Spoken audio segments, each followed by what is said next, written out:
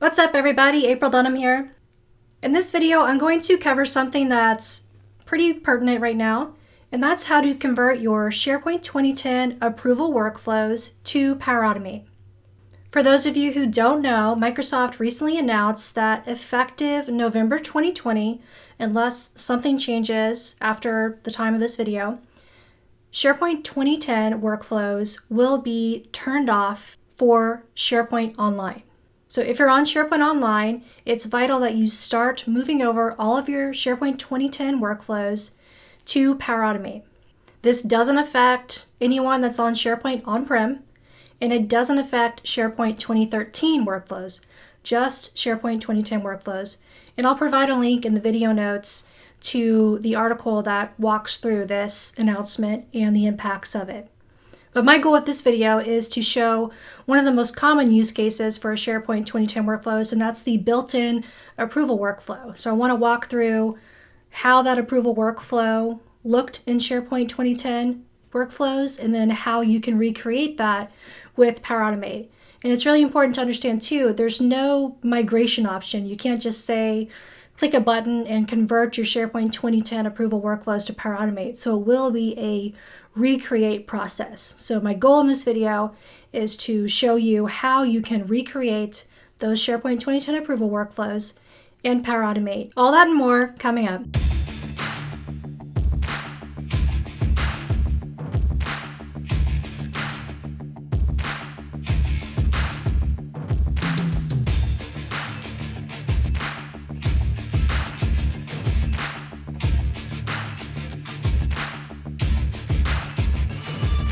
Let's start by looking at the old school SharePoint 2010 approval workflow and how you would set that up. So I've converted one of my SharePoint Online lists to classic mode. And if I wanted to add that old workflow, you would go into your list and workflow settings and add a workflow. And the only reason I'm going through the old process is just to show the comparison of how this process went versus the new way of doing this with Power Automate.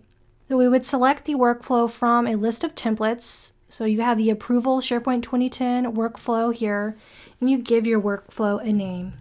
And then the way these workflows work is if you have any approval task, then you have to tell it what task list to assign those tasks to. So this will be a SharePoint task list. And then the history is stored in another SharePoint list called workflow history. And for these old school workflows, you would choose the start option, which in Power Automate terms is known as the trigger.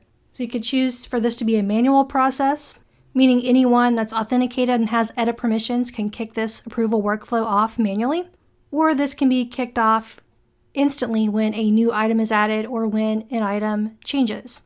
Once you choose your start options, you click next, and then you're taken to the classic workflow configuration screen where you would decide who the approvers should be. And you can choose whether this would be a serial or parallel approval situation where everyone must approve in a certain order, or send them out all at once and the first to approve wins. So we'll manually enter those approvers in here.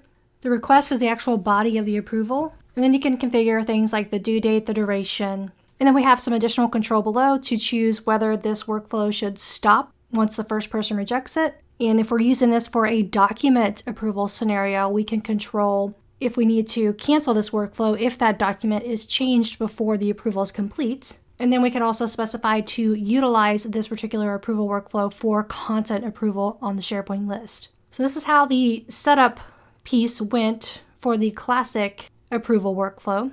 Now from the end user side of things, once we have that workflow configured, we see that in the case of a manual approval scenario, we can click on the item, go to advanced, then we have to go to workflows, and then we would have to select the workflow to start. It's pre-populated with our approvers, and then we can start that off. So I'll see that I've got some emails once I kicked off that workflow the classic way, and looks like I have a task assigned to me. I can't approve or reject from this email. I have to go out and review the document or the file. And then I'd have to find the actual workflow task, which I can see here from the workflow settings screen, and go in, click on that task, and approve or reject from this screen. And again, the whole reason that I'm showing you the classic way of SharePoint 2010 way of doing this is that you'll really see how much better this is with Power Automate. So now we will recreate this same workflow process for the approvals within Power Automate. To do that, I'm going to transition my list back to Modern View, going into the advanced settings and saying use the new experience so that I can now take advantage of Power Automate. And in case I click too fast, I went into the list settings, I went into advanced, scroll down, and in this list experience section is where you can control whether to use the classic or new experience for a list. And if you want to take advantage of Power Automate, you need to make sure you're on the new experience. Now once I do that, we have our nice modern friendly list and we have an automate button at the top. So if we're wanting to do an approval scenario in Power Automate for this, first thing you'll want to do is click on your automate button, select Power Automate, and go to configure flows. So if you are wanting to use this for a content approval type scenario, then you'll need to configure the setting here. And you can toggle whether to use approvals at this level. So you can either use content approval or just a request sign off. Next, if we want to create an actual approval workflow, we can go back into Automate, Power Automate, and select Create a Flow. And you'll see we're given a list when we do that of templates to utilize. And this is just scratching the surface on the different templates available to us. But one of the ones you'll see here is Start Approval when a new item is added. So if you're wanting to have an approval scenario where the approval workflow kicks off automatically on new item, that would be the template you would want to choose. But if you wanted to use this for a manual approval process where you select an item and then kick it off that way, then you have two other templates that you could choose from that are shown right here. You can either request manager approval for selected items. So this one will actually pull in your manager from your profile. And that can be tweaked. So anything that I'm showing you with these templates, they can be a great starting point that you can modify for your needs. The other option you see right below that is to request approval in Teams for a selected item in SharePoint. So if you're using Teams heavily, then you can post an adaptive card into Teams with this so that they never even have to navigate away from Teams to approve that item. So I'm actually going to use this template to showcase that. So we'll do a manual approval in this case, since that's what I demoed the old school way. And we'll actually have that request routed in Teams. So let's take a look at this template. So all we have to do is click on it. You see it's opening a new tab. This is going to take us into Power Automate and explain what exactly this flow is doing and which services it's connecting to. If you haven't used Power Automate before, you might see options where you have to add a new connection to these services. So it's literally just a matter of clicking a button and authenticating into these individual services. Once you do that, just select Continue, and then you'll be taken to the Power Automate designer experience. So you'll see that it's organized into a series of triggers and actions. So our trigger here is for selected items. So this would be a manual situation. And we have these drop-down boxes where we can select the SharePoint site that this should be keyed off of, and the list name, which is pre-populated for us since we created this directly from our SharePoint list. And then with this, since this is a manual process, this will do kind of what the old school approval workflow did, where it can allow us to enter in a message for the approver and to put in the approver's email. So that's what these are. These are called input properties for our trigger that we can pass data into as an end user, and then our flow here can read that and use it in other subsequent steps. So once we trigger this flow, the next thing we're doing is going to actually get the information about the currently selected item using the get item action. Then it's using another action to get the current user's profile information that's initiating this request. And you'll see here, this is where we're actually initiating the approval process and creating that approval task. So similar to what we saw in the classic SharePoint 2010 approval, you'll see we have approval types. So we can either choose where it's a sequential scenario where everyone needs to approve. So you would choose in that case this everyone must approve option. So you can assign this to multiple people and it will assign the task one by one and make each person have to approve or reject. Or you can choose first to respond, meaning it's going to send this approval task out to everyone that you have in the assigned to field at the same time, and the first to respond will allow the process to continue to the next step. But one thing that you'll see we have here in Power Automate, which we didn't in the classic approval scenario, is the ability to use custom responses. So if we click on either one of these, wait for all responses or wait for one, which is just the same as everyone must approve or first to respond, you see that we have the ability to create our own custom responses. So maybe you need approve reject, but an additional option for put on hold, like it's not ready yet.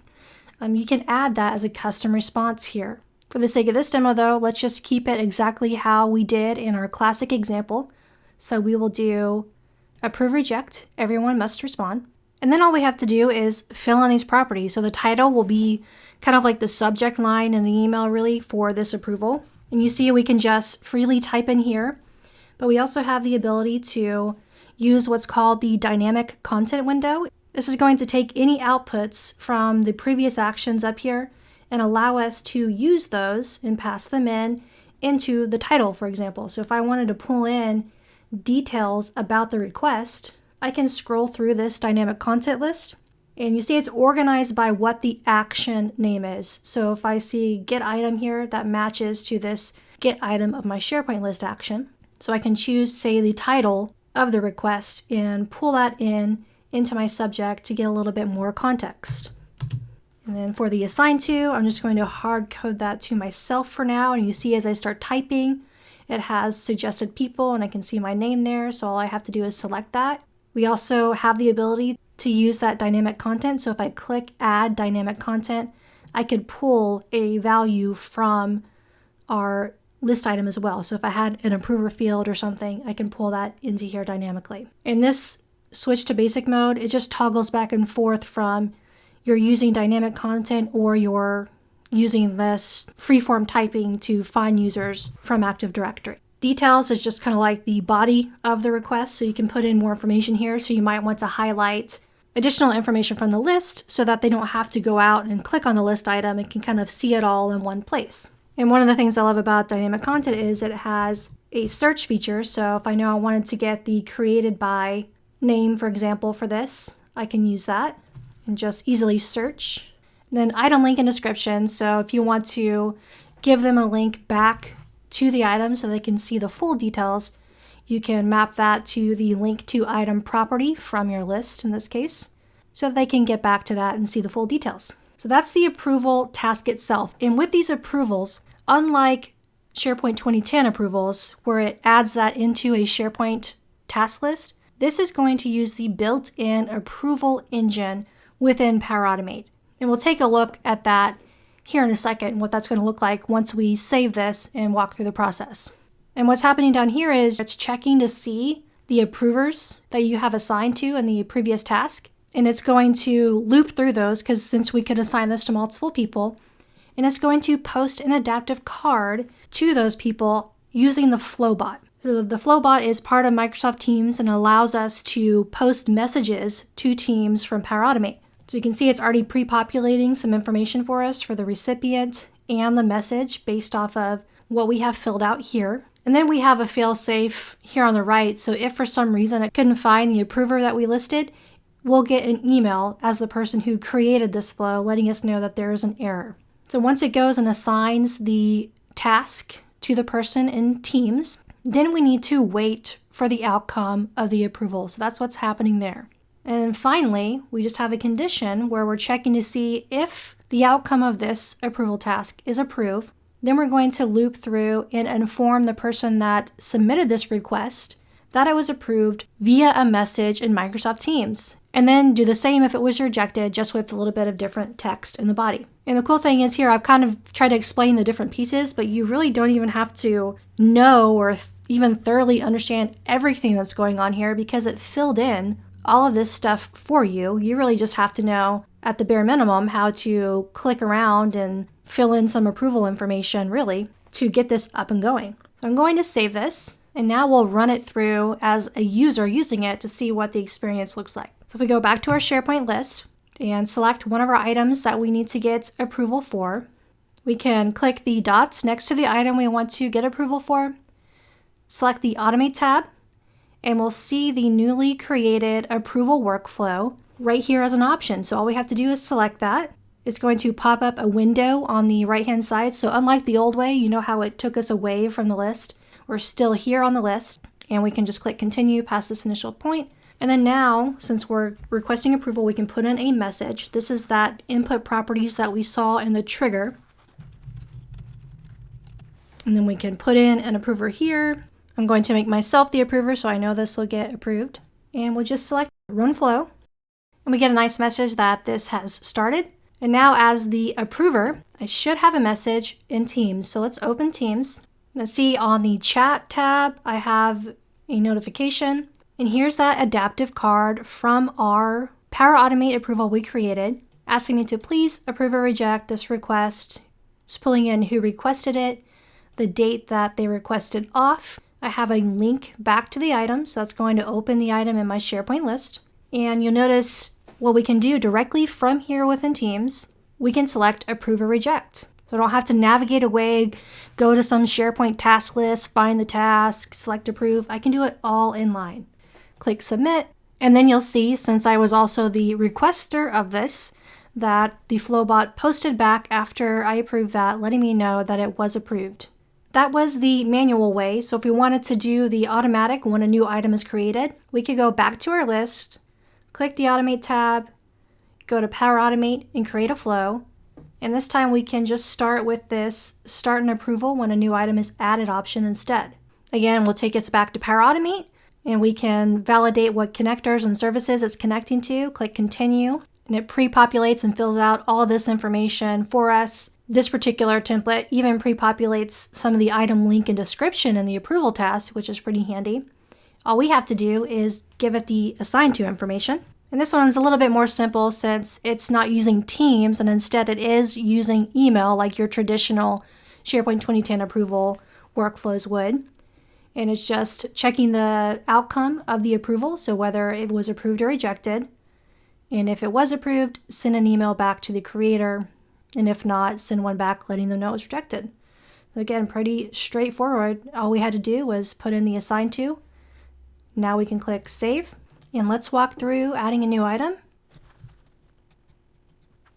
One of the great things that you'll see with Power Automate that you won't get with your classic workflows is the ability to test and debug your workflows easily. So right now I've saved this and I submitted a request. If for some reason I haven't got an email yet with the task, it's easy to see what happened because I can go back to this screen. So if we go to My Flows, this is where you can see all of the flows that you've created in Power Automate. So I can see the one that I just created here, click on it, and this is going to show you all the run history. So it looks like it got kicked off. So you see what I'm talking about here in the run history. We have the duration, the status, so it's currently running, and I can click on that and I can see what's happening in the process. So I see that the trigger was kicked off and the approval was sent, and it's waiting on that now. I see Power Automate has sent me an approval task, and just like what we were able to do in Teams with the adaptive card, we can approve inline directly in our email as well. So I can select the approve option, shows a comments box where I can add in additional comments, submit that. I can see that card updated, and then as the requester, here's the email that I get that my request was approved, who it was approved by, and the comments that they left. And then if I go back to Power Automate, I see now that this run was updated to show that it ran successfully, and I have green check marks everywhere. Now I mentioned the SharePoint 2010 approval workflows were stored in a SharePoint task list where you'd see kind of the history. Well, with Power Automate, if you go to the Power Automate portal, you'll see an option for action items. And if you expand that out, you'll see an approvals tab. So this is where your approval history is stored when you're using Power Automate workflows instead. So you'll see the history of approval tasks that you have received, approvals that you've sent out to someone else, and then the complete history. So hopefully I've just shown you that it's actually pretty simple to recreate those out-of-the-box SharePoint 2010 approvals within Power Automate. I really believe the more that you use Power Automate, if you haven't already, you'll see that it's leaps and bounds better than your SharePoint 2010 workflows. If you enjoyed this video and you'd like me to cover any other scenarios of converting your classic SharePoint workflows to Power Automate, let me know. Drop a note in the comments. Thanks for watching. If you found it helpful, please like and subscribe, and I'll catch you in the next video.